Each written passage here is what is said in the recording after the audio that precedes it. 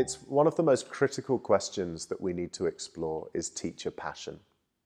Because I meet many, many teachers around the world, some of whom have become very disillusioned with their job. Some have become angry. Some have become skeptical. Many have lost their love. They've lost that glint in their eye. And, you know, many people look at those teachers and condemn them for their behavior. And one of the things I've always been very interested in is, where does the passion go? You know, when a young person chooses to become a teacher, they don't choose to become a teacher because they want to destroy young lives. They don't choose to become a teacher because they want to do a bad job. They don't choose to become a teacher because they can't wait to be miserable. They choose to become a teacher because it's an inner passion. You know, teaching for me is quite a unique profession, maybe alongside only choosing to go into the church and become a priest, or going into medicine, because it's not a job, it's a vocation. It's more than a job. And the people who tend to go into teaching do so because they have an absolute fire in their belly for empowering young people's life choices and chances. But somewhere along the line, that disappears. Now, my feeling is that it disappears a lot because what happens is teachers feel less and less empowered, less and less in control, less and less able to do the things they passionately believe in the way they think they should be done. And what happens is a bit like my story at Grange. Every time somebody comes along with a new policy or a new system or a new curriculum, it's like pouring a layer of concrete on top of the passion. So the passion's here. And then somebody says, now the government has a new policy. There's a layer of concrete. And then somebody comes along and says, now the government has a new curriculum. It's another layer of concrete. And then somebody comes along and says, now PISA's told us we're 21st in the international league table and we're rubbish. Another layer of concrete. And so for me, one of the really important things is we have to find a way to drill a hole through the concrete to allow the passion to come back through. And really that's about a number of things. One is, as a teacher, to remind yourself why you chose to teach. Two, we're not a profession that is terribly good at remembering the good days. We tend to be a profession that only ever see the bad days. But we forget that probably every single day, every teacher I know has what I call a magic moment. A moment where they have an interaction with a student. It may be very short, maybe quite long, but you have an interaction with at least one student. And in that moment as a teacher, you know you have, helped that child change the way they see a part of their world. Because you see the smile on a child's face, the spark in their eye. You know you've touched something inside of that child to make a difference. But we never remember that stuff.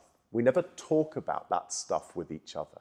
We only ever talk about the bad students or the bad behavior or the children that didn't, or the problems. And sometimes we need to take time just to remember those magical moments. Because those magical moments are like supercharged batteries that can shoot you back up. One of the things I used to do when I became a school principal, you know, my job was very different then. When I was feeling low, or I'd been to a bad meeting, or I had a really complicated issue to deal with, I would go and spend half an hour sat in a room with a group of my students and just be there and be part of the learning. Because the energy those young people would give me was explosive. It was like a nuclear generator. And again, I think sometimes as teachers we need to remember that joy, that passion, those special moments. We also need to work harder to make sure that teachers feel like professionals again, that they have a voice, that they're allowed to try their ideas, to work through their passions and their beliefs. And actually, you know, I think I lay a challenge to teachers too, because we've got, as a profession, to stop always waiting for somebody to give us permission, to tell us we're allowed. We've got to stop believing all the time that we can't because the system won't let us. In my experience, there's more freedom inside the system than many teachers believe.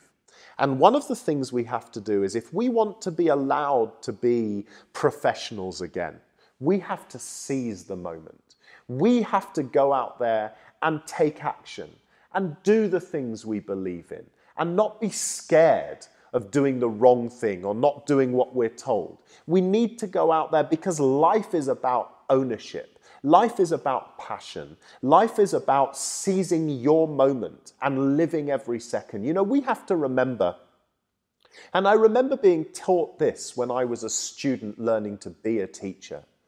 Children only ever have one go at it. They only ever have one chance. They'll never live the same day again. And that's not only true of children, that's true of teachers too. Every morning you wake up, you will never wake up on that morning again. So what are you going to do with your day? And what we shouldn't be doing is filling our time with thinking about all the reasons why we can't do the things we should do. We should just go and say, today, I'm going to do something I believe in. Because that way, when you go to bed that night, you know you'll never have that day again, but by goodness me, did you live it properly. And for me, therefore, there are key issues around how we develop passion. School leaders need to give their staff the courage to allow their ideas and professionalism to shine through. Teachers themselves need to be more courageous about seizing that opportunity. And people at policy and political level need to understand that as a profession, if you trust us, we will create magical moments for our students. I think there are a number of things here. First of all, I don't necessarily think testing is a bad thing. I think that testing, the way it's used, is a bad thing. You know, let me give you a scenario. If you had to go to hospital tomorrow to have complex surgery, and you arrive in the hospital and you meet the surgeon, you want to know that the surgeon has passed his exams to prove that he can do his job properly, don't you? I wouldn't want to go to hospital tomorrow about to have heart surgery, and I meet my surgeon and my surgeon says, hello, I've never taken any exams, so nobody knows actually if I'm capable of doing this job. You know, exams have a place. Testing has a place. The problem is that testing is seen as the only model and indicator of educational success. We also only see testing as testing seems to be seen as the purpose of education.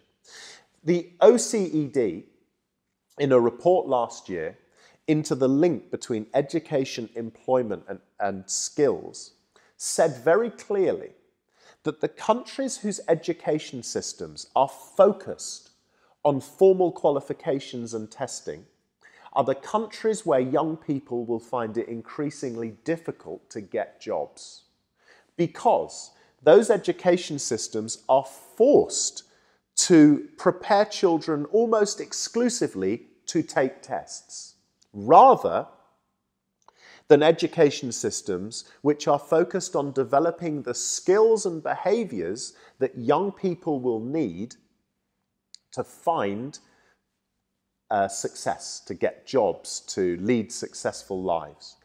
And it's very clear that that's an issue in Spain. Spain is such a traditional country, as the UK has been, as America has been, you know, and the focus still in Spain is all about passing exams and going to university to pass more exams to get qualifications. And the question I ask the Spanish government is very simple. Why are you still doing this when 52% of young people in Spain can't find work? The system doesn't work.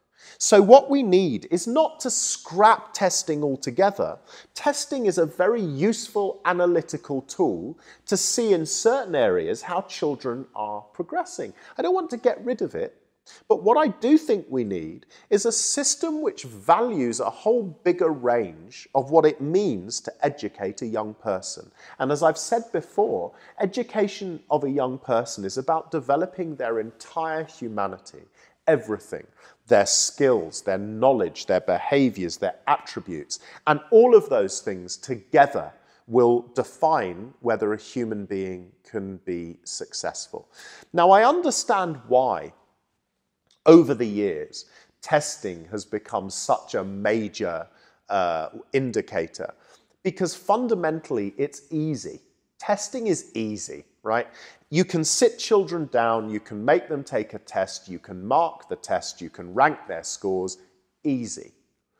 But the truth is, easy doesn't necessarily mean good or right. And some of the things we need to be able to see children develop aren't easy to test, but that doesn't mean we shouldn't find a way to value them and to assess how well children are progressing. So, for example, if we want children to gain resilience, well, you can't test resilience in a written test, but you can observe how resilient a child is. If you want a child to become curious or to develop or to maintain their curiosity, you can observe how curious a child is by the way they look around them, by the questions they ask. You can see how curious a child is, how creative and how innovative, how entrepreneurial, how well they work in teams and collaborate. You can't do those things in a written test, but it's easy to observe and see a child's abilities. So I don't necessarily have a fixed alternative. I don't necessarily think we need a fixed alternative.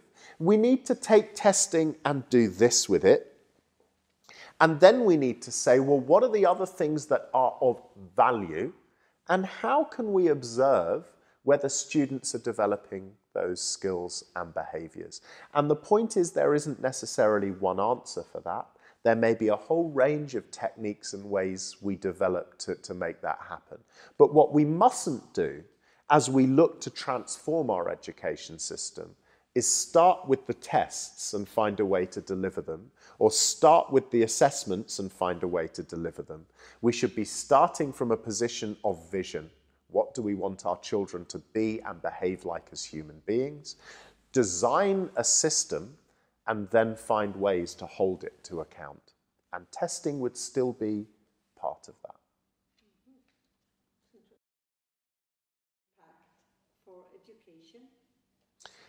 I believe that if we're going to revision education, as I've said already, we need to start from a position of understanding what kind of people we want our children to be, and the complexities, as I've already mentioned, of all of those qualities. We should also be very well aware that what our children may need to be today is not what our children will need to be tomorrow. So what we need to have is a system that is capable of constantly evolving, constantly and sometimes subtly changing. We need an education system that is organic, that has the ability, confidence, and maturity to question itself, to challenge itself, to review itself. We need a profession who are capable of continuous action research, of trialing new ideas and new thinking, of implementing new ways of working. We need an education community that is always taking into account the challenges of the world around us. You know, as a profession, we're not very good at spending time outside of education.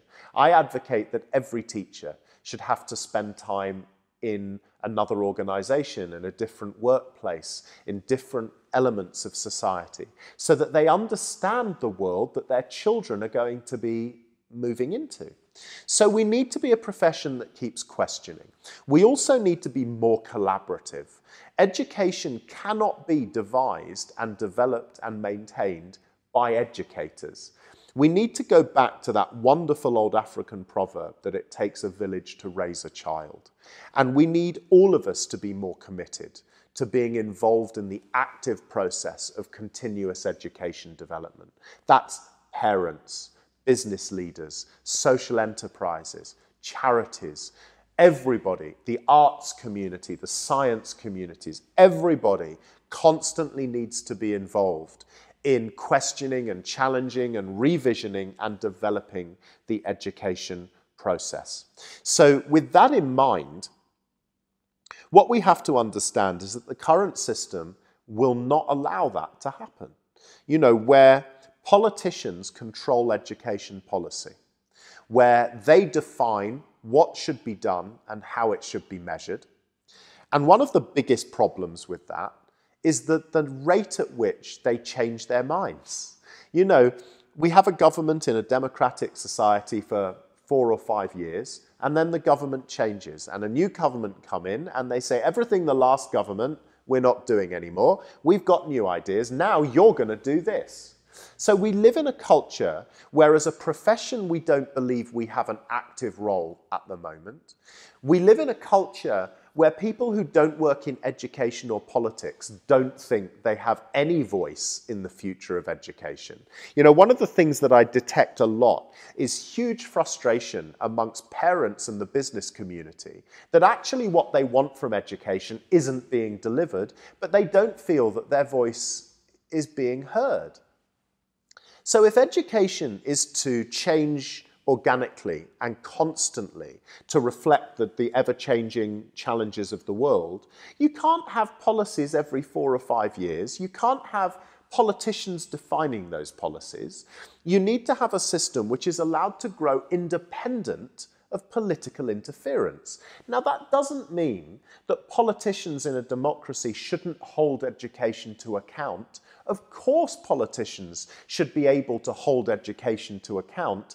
After all, in a democracy, the job of a politician is to ensure that society is working in the best way possible for itself. So I have no problem with politicians holding the system to account. The problem is politicians think they should run the system.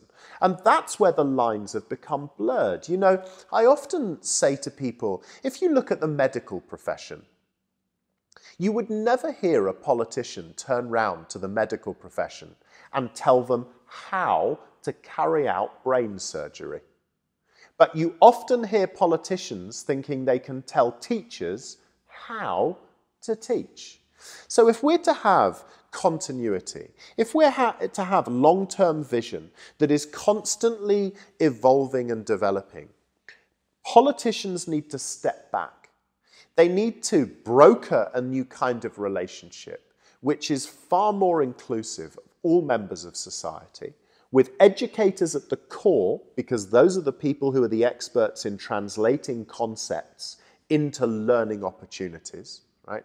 So you need to have a sustainable, long-term, and different approach to the way we evolve and develop education. And that's going to take huge maturity and courage from our political classes to understand that their role now, frankly, is to get out of the way. Look, I think research is vital to the future of education. A global understanding of what's happening across the world is vital, as it is to any organization or any industry. It's really important to keep looking above your own castle in order to be stimulated, to be challenged, to be pushed, to have new ideas and new ways of thinking about methodology. So the idea over the last 20 or 30 years that we've been able to come together globally and share practice and share progress, I believe in principle is a really exciting step forward. And I don't disagree that organizations like the OECD aren't crucial brokers in that process, because they are. They have that global brokerage which allows people to share and come together. The problem I have with the international research is that we only ever see the headlines.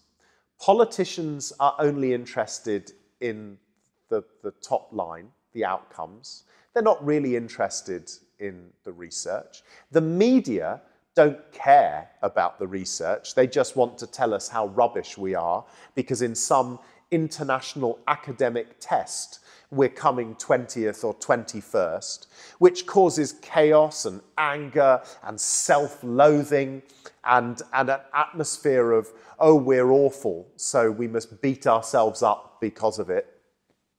The truth is, PISA tests, for example, the test itself, and particularly the way the test is used, I think is some of the most damaging stuff that has ever happened in global education because of the way the material and findings are used. You cannot compare countries and states against one another in simple testing. You just can't do it, you know? If Shanghai is currently top, partly you can't tell me that's not because in China you're only allowed to have one child in every family, for example. So the nurturing of those children is different. In Chinese schools, the system is incredibly traditional because they're currently in the middle of their industrial revolution. And during an industrial revolution, what you need is a workforce who are skilled but capable of doing the same thing over and over and over again efficiently. So you may argue that a traditional education system prepares children for that kind of life. We are in a post-industrial age. So that mindset requires a different set of experiences and a different educational context. Of course, Chinese children will outperform many Western children in tests because they spend their whole lives preparing to take tests. But tests aren't the answer. And even China, for example, right now, realize that that methodology is no longer appropriate for their own economic development and sustainability. So in China at the moment, as we speak, they're working hard to find alternative education methodologies. They're moving away from testing. They're moving away from homework. They're moving away from streaming children by ability because they've started to realize that they need more entrepreneurial, more creative, more inventive thinking people if they're to continue to drive China's economy forwards. So we're trapped in measuring very superficial things, of seeing only the headlines, of only ever acting on those headlines. So political educational policy is always reactive rather than proactive. It's not driven by a vision of the future, it's driven by the fear of what the media say in a headline about the past. So yes, international research is a wonderful thing, and at the heart of the future of global education has to be a greater commitment, as I've already said, to collaboration. But what we've got to stop doing is using simple headlines and daft tests to define how education moves forwards.